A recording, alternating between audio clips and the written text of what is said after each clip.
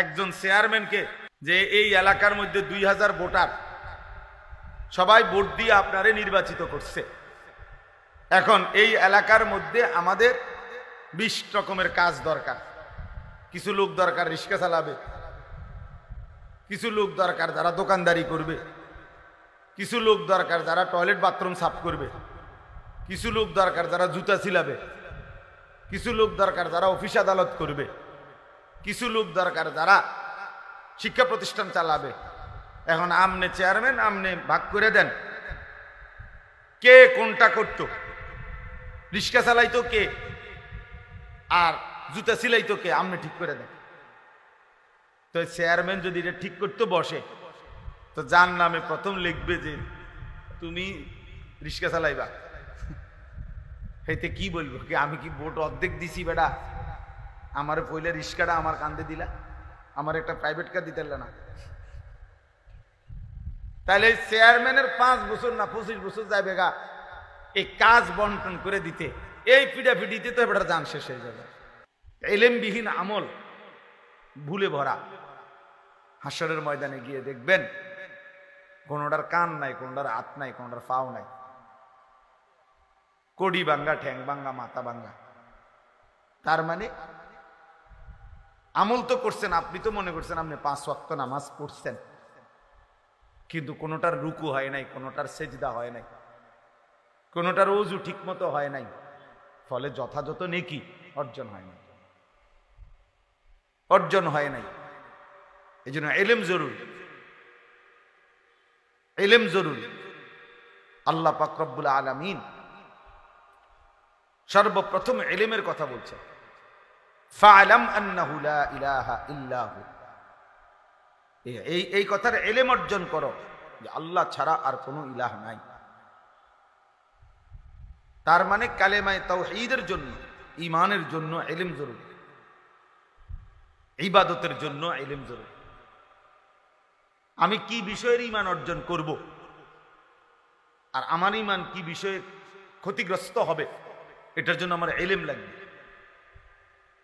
আবার আমি কি আমল করব, কি আমল ছাড়ব, এটার জন্য আমার কি লাগবে, ইলম লাগবে, ইলম লাগবে। এই জন্য আমার শায়েখ আল্লামা মুফতি মুশতাকুন নবী কাসিমি হুজুর বলে যে 4টা জিনিস খুব জরুরি। 1 নাম্বার হলো ইলম, 2 নাম্বার হলো ঈমান, 4 নাম্বার হলো আমল, 5 নাম্বার হলো তাকওয়া। 1 নাম্বার হলো ঈমান, লা ইলাহা ইল্লাল্লাহ মুহাম্মাদুর রাসূলুল্লাহ। এটা পূর্ণ বুঝে নেওয়া, শিখে নেওয়া, জেনে নেওয়া। এই শুধু লাইন এটা পড়তে পারার নাম যথেষ্ট না। তো প্রথম হলো ইলম, মানে আমার কি বিষয়ের উপরে ঈমান আনতে হবে, আমাকে কি কি আমল করতে হবে, এটা পূর্ণ জানা। এরপরে হলো ঈমান, এরপরে হলো আমল, আমার উপরে আল্লাহর হুকুম কি কি, নিষেধ কি কি। আর এরপরে হলো তাকওয়া, নিজেকে শতভাগ গুনাহ থেকে বাঁচিয়ে রাখা। তো হুজুর খুব সুন্দর উদাহরণ দেয়। একটা গাড়ির মৌলিক এই 4টা জিনিস। 1 নাম্বার হলো হেডলাইট, 2 নাম্বার হলো ইঞ্জিন, 3 নাম্বার হলো বডি, 4 নাম্বার হলো ব্রেক। তো হুজুর বলে যে ইলম হলো লাইটের মতো, ঈমান হলো ইঞ্জিনের মতো, আমল হলো বডির মতো, গাড়ির বডি, আর তাকওয়া গুনাহ থেকে বেঁচে থাকা, এটা হলো ব্রেক। তো যখন লাইট, ইঞ্জিন, বডি, ব্রেক ঠিক থাকবে, এবার ড্রাইভার যদি মজবুত হয় তো এই গাড়ি গন্তব্যে পৌঁছবে। তো ঠিক ইলম, ঈমান, আমল, তাকওয়া, এই 4 জিনিস যে ঠিক রাখবে তার জিন্দেগির গাড়ি জান্নাতে চলে যাবে। এজন্য ইসলামের এই জ্ঞান, কোরআন সুন্নাহর ইলম, আপনারা এটাকে মামুলি মনে করেন না যে কিছু হুজুর পড়ে, ওনারা অল্প কিছু হুজুর কিছু পড়ে সরে মনো কোরআন কিতাব, এটুকুই যথেষ্ট না ভাইয়া। বৈষয়িক শিক্ষা কারো যদি নাও থাকে এটা দোষণীয় না, অথবা এর দ্বারা কিছু আটকায়ও না, কিন্তু কোরআন সুন্নাহর ইলম ছাড়া আপনার মৃত্যু পরবর্তী পুরাটা জিন্দেগি আটকায় যাবে। কিন্তু এই দুনিয়াবি পড়ালেখা না হলেও দুনিয়া চলা যায়, কিন্তু কোরআন সুন্নাহর ইলম ছাড়া আখিরাত চলা যাবে না। যে ব্যক্তি গণ্ড মূর্খ, একেবারে নামটাও লিখতে জানে না, সেও পুরা দুনিয়া ভোগ করে, কোনো অসুবিধা হয় না। বিয়ে করতেও সমস্যা হয় না, বাড়ি করতেও সমস্যা হয় না, নেতাগিরি মাতবুরি করতেও সমস্যা হয় না। বহুত নেতা আছে, মাতবর আছে, নামটাও দস্তখত করতে জানে না। হেইতের বুদ্ধির সামনে বহুত বড় বড় শিক্ষিত ফেল, এক কথা তুড়ির লগে উড়ে যায়। অনেক আছে, আমি তো দেখছি। অথচ খেপাটা কি টিপসই দেয়, মানে নামটাও লিখতে পারে না, টিপসইও দিতে পারে না, আঙ্গুল দইরা দেওয়ান লাগে। এইটা দইরা দিলে তো বুঝে যে এই আঙ্গুলটা সাপ দিতে গেছে, এমন মূর্খ। কিন্তু মেলে বসলে, দরবারে বসলে এবার এক কথার সামনে বড় বড় শিক্ষিত ফেল। তাইলে দুনিয়া ভোগ করার জন্য বৈশ্বিক শিক্ষা না হলেও চলে। দুনিয়া তো অন্ধ ব্যক্তিও ভোগ করে, দুনিয়া বোবা মানুষটাও ভোগ করে। যে বোবা, কথা বলতে জানে না, সেও দুনিয়া কামাই করতে পারে, সেও বিয়ে করে, বাচ্চা কাচ্চা হয়, সেও খাইতে পারে, ঘুমাইতে পারে। তাহলে দুনিয়া ভোগ করা একদম সহজ বিষয়, একটা মামুলি বিষয়।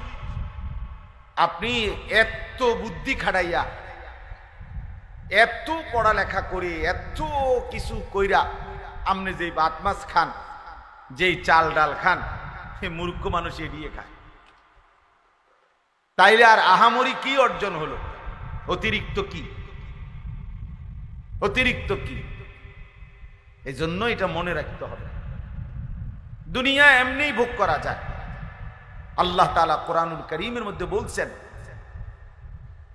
আমি আল্লাহ তাআলা আমার এই জমিনে যতটা প্রাণী সৃষ্টি করেছি, প্রত্যেকের রিজিকের জিম্মাদারি আমি আল্লাহ তাআলা আমি নিজেই আমার কাঁধে তুলে নিলাম। ওমা মিন দাব্বাতিন ফিল আরদি ইল্লা আলাল্লাহি রিজকুহা। আল্লাহ তাআলা বলেন, এই জমিনের মধ্যে বিচরণশীল প্রত্যেকটি প্রাণের রিজিকের জিম্মাদারি আমি আমার হাতে নিলাম। লা নাসআলুকা রিজকা। আরেক আয়াতে আল্লাহ বলে, আমি তোমাদের কারো কাছে এই সৃষ্টি জগৎকে রিজিক দিতে কারো সাহায্য চাই না, কেউ আমারে সহযোগিতা করতে হবে না। তোমরা যদি সবাই আতফাও সাইরা বইয়াও থাও, এরপরও আমি আল্লাহ তাআলা প্রত্যেকের রিজিক আমি একাই পৌঁছাবো। নাহনু নারযুকুক, আমি রিজিক দেব। কেউ যদি মনে করেন আমরা কাম বন্ধ করে দিলে তাই করতে আইয়ে বাত, আপনি বইয়ে থাকেন না, দেখেন না বাত করতে গাই। আপনি দেখেন এই পৃথিবীর লক্ষ লক্ষ কোটি কোটি অন্ধ, বোবা, বধির, প্যারালাইজড, পঙ্গু, এরা কেমনে ভাত খায়? তাইলে এরা কেমনে খায়? আসলে মূলত প্রত্যেক মানুষকে আল্লাহ তাআলা তার দুনিয়ার জিন্দেগি পরিচালনা করে। এজন্য আপনি যদি বলেন যে আমি বসে থাকবো, চাই কোত্থেকে বাত হয় না, আপনি বসে থাকতে পারতেন না। তো আপনি তো আপনার নিয়ন্ত্রণে না, আপনি তো আল্লাহ তাআলার নিয়ন্ত্রণে। তো যার জন্য আল্লাহ তাআলা কাজ করাবে, যারে দিয়া ফায়সালা করছে, তাকে দিয়ে তো আল্লাহ ওই কামটা করাইবেই। আপনি হইয়া থাকবেন কেমনে? আর যাকে দিয়ে করাবে না, সে হাজার লাফাইলে কি লাভ হইবে? তো কাজীরা তাকে দিয়ে করাবে না, সেটা কোত্থেকে করবে, কিভাবে করবে সে? তাহলে এই সৃষ্টি জগতের প্রতিটা নড়া চড়া এটাও তো আল্লাহ তাআলার নিয়ন্ত্রণ, আল্লাহ তাআলার সিদ্ধান্ত। নাহনু কাসামনা বাইনাহুম মাঈশাতাহুম ফিল হায়াতিদ দুনিয়া। কোরআনুল কারীমের মধ্যে আল্লাহ তাআলা বলেন, এই দুনিয়ার জীবনের মধ্যে আমি আল্লাহই প্রত্যেকটা মানুষের জীবিকার উপার্জন কে কোনটা করবে, কিভাবে, কে দেশে কে বিদেশে, কে এই কাজ কে ওই কাজ, সবকিছু আমি আল্লাহ কাসাম না, আমি আল্লাহই বন্টন করে থাকি। বন্টন করে, এটা আমি বন্টন করি। একজন চেয়ারম্যানকে নাই তো আপনি দায়িত্ব দিয়ে দেখেন যে এই এলাকার মধ্যে 2000 ভোটার সবাই ভোট দিয়ে আপনারে নির্বাচিত করছে। এখন এই এলাকার মধ্যে আমাদের 20 রকমের কাজ দরকার। কিছু লোক দরকার রিক্সা চালাবে, কিছু লোক দরকার যারা দোকানদারি করবে, কিছু লোক দরকার যারা টয়লেট বাথরুম সাফ করবে, কিছু লোক দরকার যারা জুতা ছিলাবে, কিছু লোক দরকার যারা অফিস আদালত করবে, কিছু লোক দরকার যারা শিক্ষা প্রতিষ্ঠান চালাবে। এখন আমনে চেয়ারম্যান, আমনে ভাগ করে দেন কে কোনটা করত। রিক্সা চালাইতো কে আর জুতা সিলাইতো কে, আমনে ঠিক করে দেন। তো চেয়ারম্যান যদি এটা ঠিক করতে বসে তো যার নামে প্রথম লিখবে যে তুমি রিক্সা চালাইবা, এতে কি বলবো কি আমি কি ভোট অর্ধেক দিছি বেটা, আমার পয়লা রিক্সাটা আমার কান্দে দিলা, আমার একটা প্রাইভেট কার দিতে না। তাহলে চেয়ারম্যানের 5 বছর না 25 বছর যাবে গা এই কাজ বন্টন করে দিতে, এই পিডাপিডিতে তো এবার যান শেষ হয়ে যাবে। সে কিভাবে সম্ভব? জীবনেও পারবেন, কোনোদিনও পারবেন। বরং আল্লাহ কুদরতি ভাবে প্রত্যেকের কলিজার ভিতরে এক একজনের এক একটা কাজের প্রতি আল্লাহ তাআলা আগ্রহ দিয়া দেয়। ফলে দেখা যায় আপনার কাছে মনে হয় এটা কি পরিমাণ কষ্টের কাজ, আবার ওইটা আমারটারে মনে হয় কি পরিমাণ কষ্টের কাজ। আল্লাহর কুদরত। এজন্য দোস্ত, এই পৃথিবী আল্লাহ তাআলাই পরিচালনা করে, আল্লাহ তাআলাই পরিচালনা করে। আমাদেরকে সৃষ্টি করেছেন আল্লাহ তাআলা, এবং আমাদের সমস্ত নড়াচড়া কর্মকাণ্ড এই পৃথিবীর জাররা জাররা বিন্দু বিন্দু আল্লাহই সৃষ্টি করেছেন, তিনিই পরিচালনা করছেন। অতএব আমার যে কথাটা দিয়ে আমি শুরু করছিলাম, ইলম দরকার, কোরআন সুন্নাহর ইলম দরকার, আমাদের আখিরাতের জন্য ইলম দরকার। দুনিয়া দোস্ত এমনিই চলে যায়, এ দুনিয়া প্রত্যেকেই নির্ধারিত পরিমাণ ভোগ করে। শিক্ষা দীক্ষা সার্টিফিকেট অনেক কিছুই অনেকের কাছে থাকে, কিন্তু উপার্জন বরাবর হয় না। আসল মূল কারণ হলো ওই সার্টিফিকেট আর ওই পড়ালেখা, এর মধ্যে রিজিক না, রিজিক আসমান, রিজিক আল্লাহ তাআলার ফয়সালার উপর। কোরআনুল কারীমের মধ্যে স্পষ্ট আছে, অফিস সামাই রিজকুকুম ওয়া মা তুআদুন। একবারে সরাসরি কোরআনের আয়াত। আল্লাহ তাআলা বলেন অফিস সামাই রিজকুকুম, তোমাদের রিজিক আসমানে। সামাউন মানে আসমান, ওই আরশে আজিমের মালিকের কাছে তোমাদের রিজিক। ওই খেতে না, ব্যাংকে না, দোকানে না, বাজারে না, শিক্ষা প্রতিষ্ঠানে না, ফ্যাক্টরিতে না, মেলে না, রিজিক আসমানে।